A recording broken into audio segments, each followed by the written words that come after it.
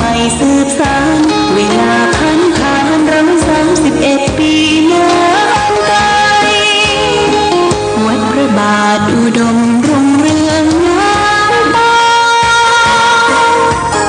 เจ้านั้นวันทางสายของเมืองเชียงใหม่ปกครองเมืองฟ้าทุ่มเทแรงกายแรงใจทุกชาติพันธุ์รวมใจรักษา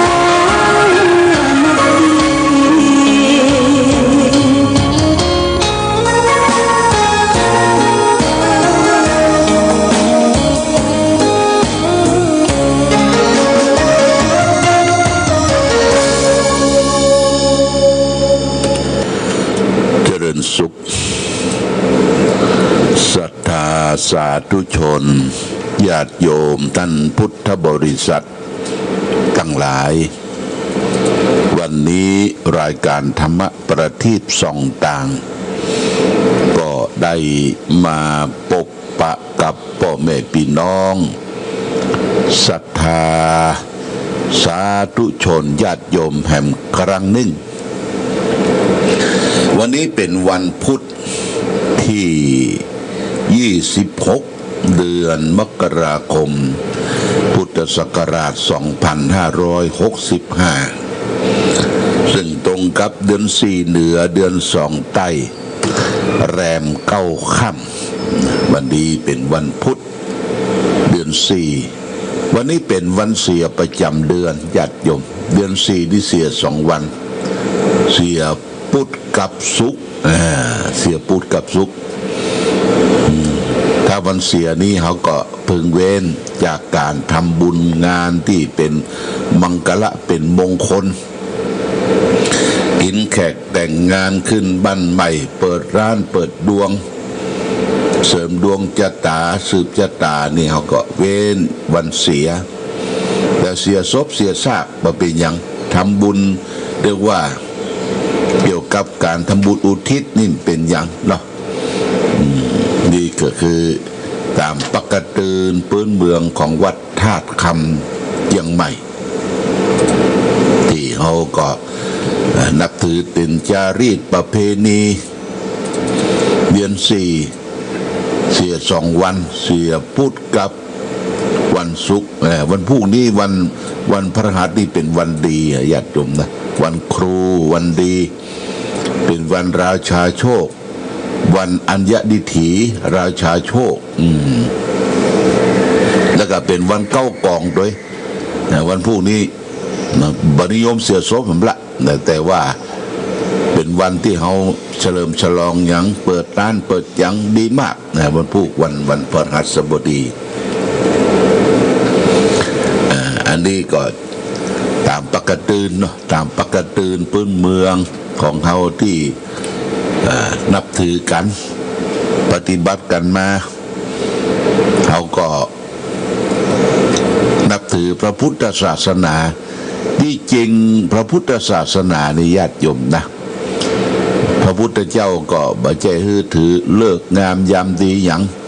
เชื่อมั่นตามหลักธรรมคำสอนของพระสัมมาสัมพุทธเจ้าแต่ว่าเขาก็ถือกันมาพราหมณ์กับพุทธนี่ก็มาด้วยกันเขานับถือศาสนาพราหมณ์ก่อนจะมาเป็นศาสนาพราหมณ์ก็เป็นการนับถือผีป่อผีแม่ผีหิ้งผีปู่จอกผีเสื้อบ้านเสื้อเมืองเนี่ยนับถือผีก่อนพอสิ่งก่อนที่เขาจะมานับถือพระพุทธศาสนาเขาก็กลัวญาติโยมเนี่ยกลัวความมืดกลัวความใหญ่กลัวเสียงดังกลัวความมืดจะใดก็คือฟ้าร้องค่ำมาในมืดละมืดมหันยละเขาก็กลัวผีละนะผีมันมาจากความมืดพ่อแม่ก็บอกลูกหลานว่าเมื่อค่ำเมื่อคืนจะไปเอวเดินจอนไปทางไหนเนอะระแวดระวังกลัวเหตุเพศภัยกลัวผีกลัวผีกลัวความมืดและถัดมาก็กลัวของใหญ่ญาติโยมนะเป็น เป็นต้นไม้ใหญ่เป็นภูเขาเหล่ากาอย่างต่างๆนี่มันน่ากลัวมันกึมมันน่ากลัวแม่น้ำทะเลใหญ่แม่น้ำออกหูนี่น่ากลัวนะต่อไปก็กลัวเสียงเสียงดังครวญครางฟ้าร้องฟ้าถล่มเสียงดังนี่ญาติโยมเขาก็กลัวเสียงกลัวความมืดกลัวความใหญ่แต่ทุกสิ่งทุกอย่างนี่มันก็ปรากฏขึ้นมาตามหลักของธรรมชาติตามหลักของวิทยาศาสตร์อย่างความมืดนี่ญาติโยมนะความมืดที่เขากลัวกันเนี่ยมันแจ้งสว่างไปหมดล่ะมีไฟฟ้าใจกันไปที่ไหนก็สะดวกสบายเมื่อค่ำเมื่อคืนก็เปิดไฟฟ้าเฮื่อห้ามพูดถึงเรื่องไฟฟ้านี่ญาติโยมอย่าไปขี้ค่าไฟล้ำไปเนอะคือเปิดไว้สัก2-3 หลอดนะหลอดประหยัดเนี่ยหลอดที่หนึ่งคือหลอดหน้าบ้านเขาหน้าบ้านประตูบ้านเนี่ยคือติดไฟไว้ไผมาไผไปเนี่ยเขาก็จะได้หูนะหลอดที่2ก็คือหน้าบันไดที่จะขึ้นบันไดขึ้นลงหลอดที่3ก็คือในห้องน้ำนี่ในห้องน้ำดิเวลาเขาจะเข้าห้องน้ำห้องท่าคือมีแสงสว่างรอดเข้ามาอันนี้คือไฟฟ้าที่เขาใจมันประเดี๋ยวนี้เพิ่งกับแปลงหลอดไฟฟ้าแบบประหยัดอดออมญาติโยมนะคือเปิดไว้เมื่อค่ำเมื่อคืนบางทีช่างวิทยาศาสตร์ช่างไฟนี่เพิ่นจะแปลงสวิตช์อัตโนมัติญาติโยมนะสวิตช์อัตโนมัตินี่อย่างไรคือมันเปิดคนเดียวมารับคนเดียว6 โมงมันก็เปิดละเปิดคนเดียวละเขาไม่ต้องไปเปิดข้ามมา6 โมงเปิดเจ้ามา6 โมงปิดเนี่ยสวิตช์อัตโนมัติสวิตช์อัตโนมัติประเดี๋ยวนี้เขาใจไฟฟ้ามาแทนการไหว้พระสวดมนต์นะญาติโยมนะเขาก็ไปซื้อ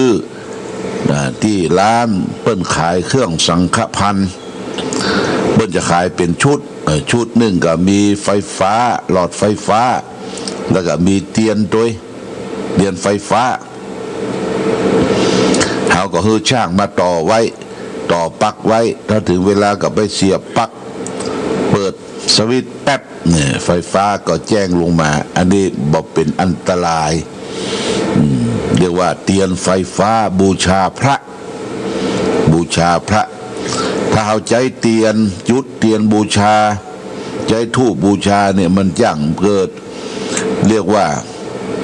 อุบัติเหตุอัคคีภัยคือไฟไหม้ญาติโยมนะไฟไหม้บางเตื้อมันหลงมันลืมนะมันหลงมันลืมหลวงพ่อก็เหมือนกันนะบูชาเทียนเนี่ยญาติโยมเขาหลงลืมแล้วก็เทียนนี่มันมีอย่าง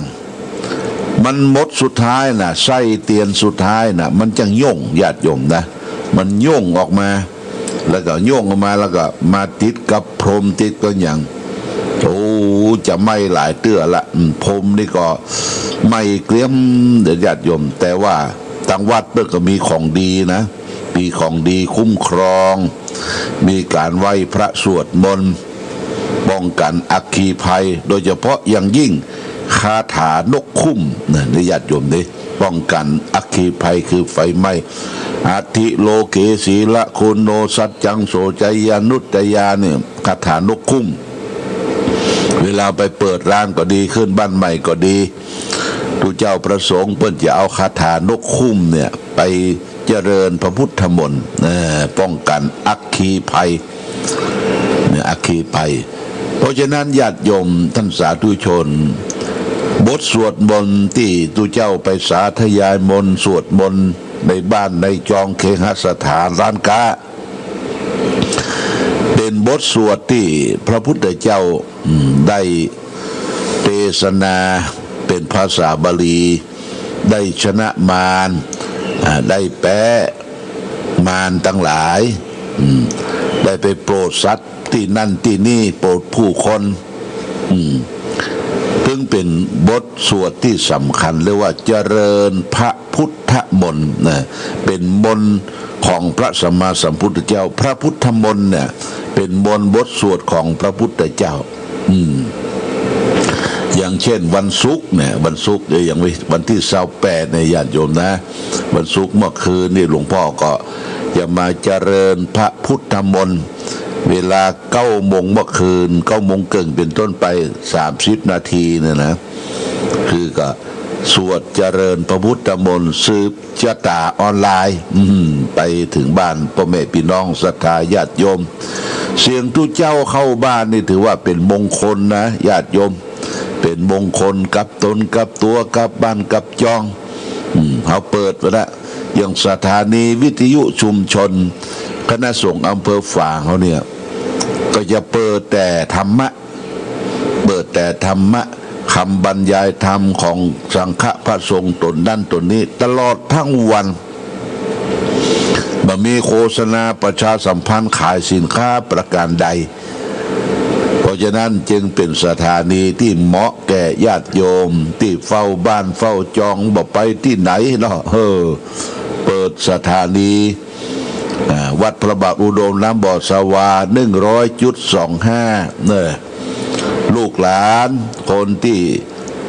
มีสตางค์ก็ไปซื้อวิทยุ FM คือพ่อคือแม่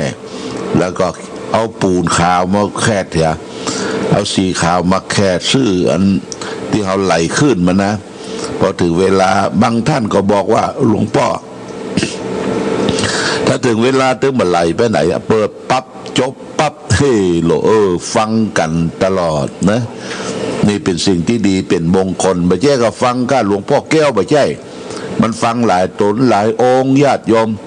เอาฟังธรรมะเข้าบ้านฟังเปิ้นสวดมนต์ฟังเปิ้นสาธยายมนต์จะเป็นเต้ทำแบบพื้นเมืองเตดมัทีเตดบรรยายอย่างต่างๆนี่เป็นมงคลนะเป็นมงคลก็คือความเจริญความรุ่งเรืองความวัฒนาถาวร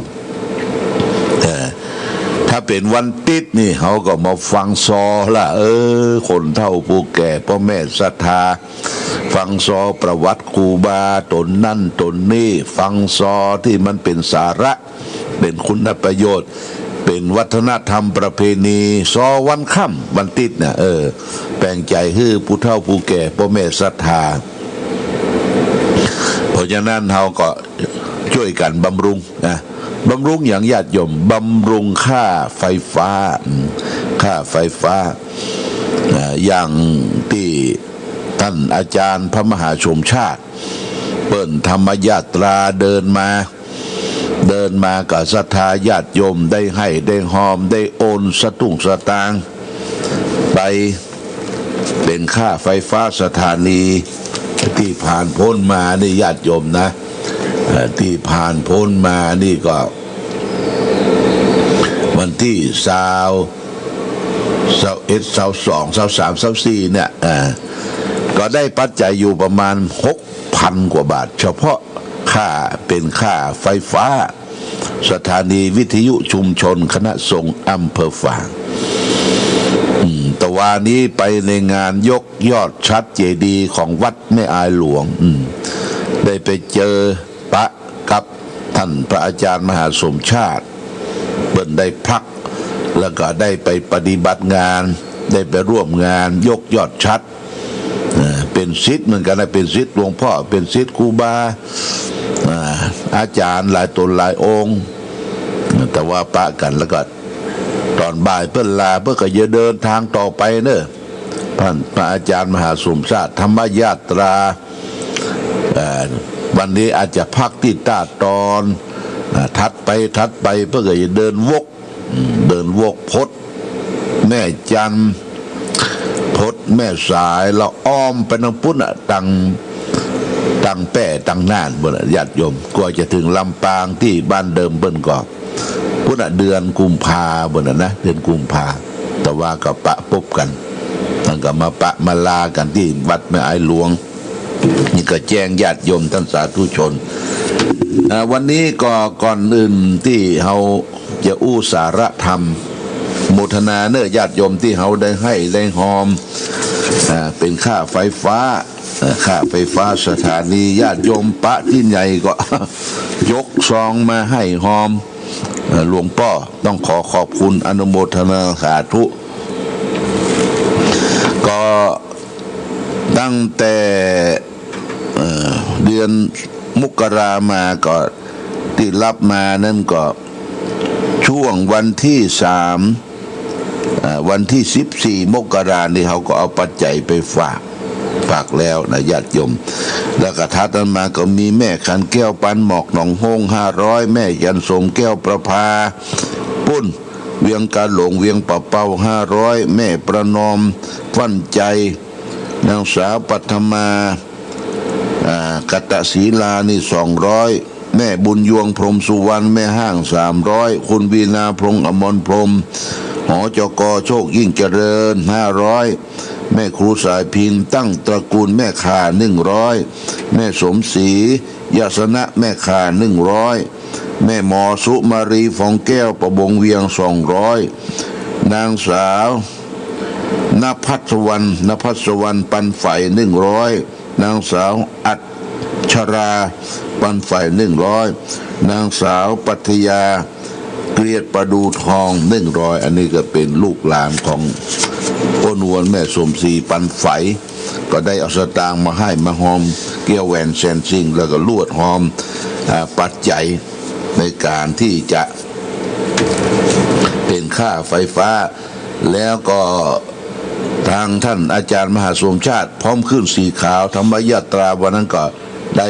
6,000 กว่าบาทนะ 6,000 กว่าบาทรวบรวมแล้วโมทนาสาธุโดยญาติโยมท่านสาธุชนแล้วก็นอกจากนั้นก็ขออนุโมทนาแก้วนะแก้วปงคามหมอกมุนเมืองเป็นแก้วลูกใหญ่เต้าหัวแม่มือนะญาติโยมนะได้ส่งไปแล้วที่วัดกูม่านเขาจะติดแก้วเนี่ยมันมี9 จันชัด9 จันละ5 เม็ด5 ลูกก็มีวันนั้นที่ได้หอมกันเดียวก็อโมทนาแห่งรอบหนึ่งคือพระอาจารย์มหาสมชาติพร้อมด้วยธรรมยตราขึ้นสีขาวนี่เพิ่นรับ3 แกนญาติโยม3 แกน 6,000 บาทนะพร้อมด้วยศรัทธาญาติโยมได้หอมที่วิหารพระเจ้าละแข่งชมรมผู้ปฏิบัติธรรมประจำวันเสาร์1 ลูก 2,000 บาทชมรมปฏิบัติธรรมประจำวันเสาร์ลูกที่2,000 บาทพ่อหลวงทวีศักดิ์สุทธเสนาหมู่3ตำบลเวียง1 ลูก 2,000 บาทพ่อศรีนวลแม่สมศรีปันไฟหนองอึ่งใต้1 ลูก 2,000 บาทพ่อหลวงศรีมาแม่จันสมยอดแก้วเหลืองบ้านสันตุนมือเปิ้นรับ3 ลูกนะญาติโยมนะ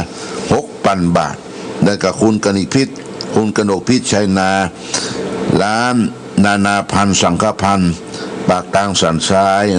1 ลูก 2,000 บาทคุณวีนาพงษ์อมรพรหมหอจกโชคยิ่งเจริญ1 ลูก 2,000 บาทพ่อแกนทาเต็งบ้านหัวฝาย1 ลูก 2,000 บาทแม่ครูสายพินตั้งตระกูลแม่ข่า1 ลูก 2,000 บาทพ่อทองคำฟองมณีนางสุกรีนางบัวจันทร์นสสุจิระนี่ก็แสงอรุณนะ1 ลูก 2,000 บาทคุณศรีมูลคุณจันเต็ง3 มนทีบ้านห้วยหอม1 ลูก 2,000 บาท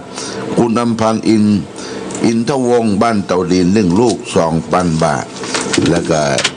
นี่ได้มาอยู่ทั้งหมด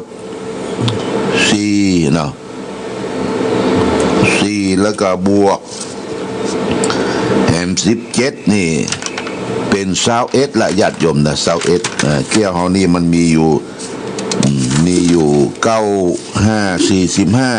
45ลูกนะญาติโยมก็ทยอยเนอะรับเป็นเจ้าภาพทยอยกันมาแก้วนี้เป็นแก้วโป่งคามหมอกมุนเมืองที่จะเอาติดยอดชัด มันมี9 จันละ5 ลูกญาติโยม95 4595 45ทัดนั้นมาก็เป็นพลอยแดงพลอยแดงนี่จะติดบนยอดสัตว์อยู่29 เม็ดพลอยแดงเม็ดละ 1,000 บาทญาติโยมก็มีรับเป็นเจ้าภาพแล้วมีพ่อหมออินทร์แม่จงดีเชื่อกันทาสันสายของน้อย1 ลูก1,000 บาทแม่ขันแก้วปันหมอกหนองโฮง1 ลูก1,000 บาทพ่อใจแม่คำเกื้อกรุณวงศ์บุฝ่าย1 ลูก1,000 บาทแม่บัวพัดอุระแม่สวนต้นซ้ำ1 ลูก1,000 บาทคุณจันสมมณีจักหลังตลาดแม่สาว1 ลูก1,000 บาทแม่กองคำทองคำบ้านสันสลีเวียงป่าเป้า1 ลูก1,000 บาทพ่อบุญธรรมแม่รัตนาสันคำฟั่นบ้านปงหนองเวียงป่าเป้า1 ลูก1,000 บาทคุณวินาพงษ์อมรพรมแฮมสุจกาโชคยิ่งเจริญ1 ลูก1,000 บาทพ่อธนาธรแม่ดาราทิพย์ปัญญา1 ลูก1,000 บาทแพทย์หญิงธาราทิพย์ทิพย์ปัญญา1 ลูก1,000 บาทพ่อสีนวลแม่สมศรีปันไฝดองอึ่งใต้1 ลูก1,000 บาทแม่เท่าจริงสุริยาบ้านหมอกเป่าแม่สาว1 ลูก1,000 บาทแม่อุ้ยแก้วทิพย์นัน1 ลูก1,000 บาทแม่สุคันธามณีรัตน์บ้านห้วยงูใน1 ลูก1,000 บาทแม่รัตดาอินตะบ้านเมฆะฝาง1 ลูก1,000 บาทอันนี้แก้วพลอยสีแดงนี่ได้มา15เลยญาติโยมว่า15เขาจะเอาอยู่29 ท่านนี่ก็ติดบนยอดชัดของเขาเจริญพรญาติโยมก็ร่วมด้วยช่วยกันและนอกจากนั้นถ้าเขาหอมเป็นการหอมที่เป็นแก้วปงคามตัวน้อยขึ้นมาอันนี้จะเอาติดยอดชัดญาติโยมเป็นห้อยเป็นการแขวนนะเป็นลูกดิ่งลูกละ500 บาทก็มีนางพัฒทิสกุลสุวรรณพิมลนี่หนองยาว1 ลูก500 บาทแม่สมศรียศนะแม่คา1 ลูก500 บาทพ่อตาแม่คำน้อยสมมิตรบ้านสันปะคา1 ลูก500 บาทแล้วก็แฟนของคุณพัทสิมนหนองยาว1 ลูก500 บาทนี่ก็รับมาแล้วโมทนาสาธุนอกจากนั้นก็มีการปิดทองอย่าโยมปิดทองนี่ก็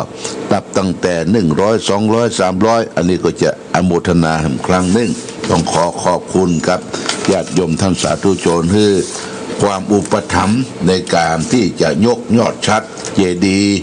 ของวัดพระบาทอุดมตั้งแต่วันที่23 มีนาคมยังเหลือเมินอยู่